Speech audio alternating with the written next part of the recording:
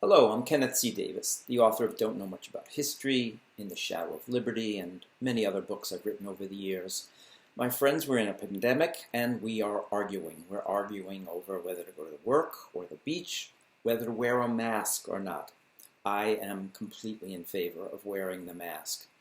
But we've argued over other things in our history, things like abortion and same-sex marriage. And in all of those arguments, we've often pointed to the Bible to justify our positions.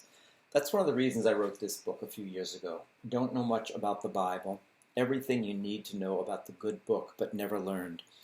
It's not really about my faith or what I believe.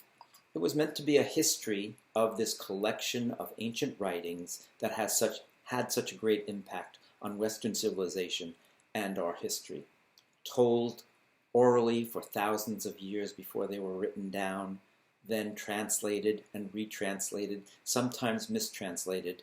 The Bible has been the most important book in Western civilization, but it's a misunderstood book, and it's interesting because people have always been able to use it to argue both sides of the same question.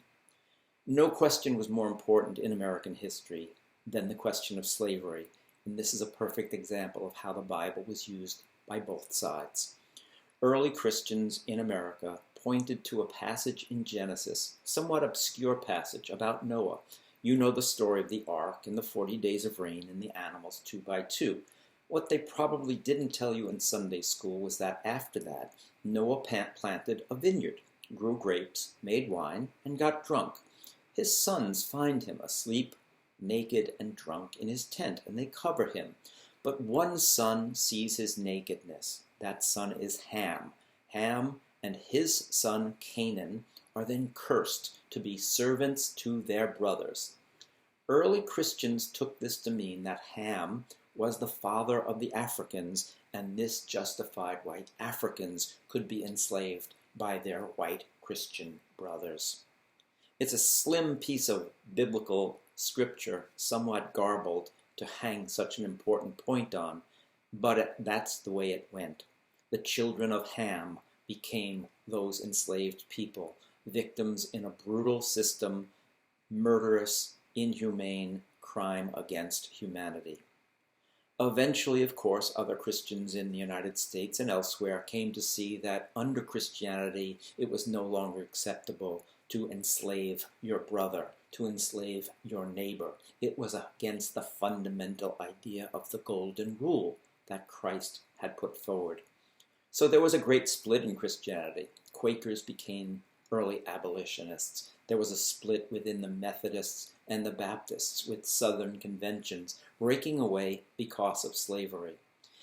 This wasn't the first time the Bible was used in American history. You go back to the very roots of American history and you have the great division between Catholic and Protestant over the Bible driving American history in its early years, so that Spanish Catholics kill French Protestants in Florida. Later on, Puritans in Boston hang Quakers and Catholics, again because of their beliefs and their interpretation of the Bible. By 1830, there were actually Bible riots in Philadelphia, the city of brotherly love, because Catholics did not want their children to be forced to read the King James Version, a Protestant Bible that they thought treated Catholics unfairly. So throughout our history, the Bible has been used by both sides, no more importantly than in fighting over slavery, this inhumane system that killed millions and left others enslaved and left this legacy of racism in our time. So it's important to go back and look at this and understand, like Shakespeare said, the devil can cite scripture for his own purposes. So read for yourself, think for yourself. Don't just take it on faith that somebody said, it's true, I read it in the Bible, it's the gospel truth. Read for yourself, think for yourself, learn something. Your faith may be tested, but how strong is a faith that won't stand up to a few questions? And in the end, you might find some truth. And as the Bible tells us, the truth shall set you free. Thank you.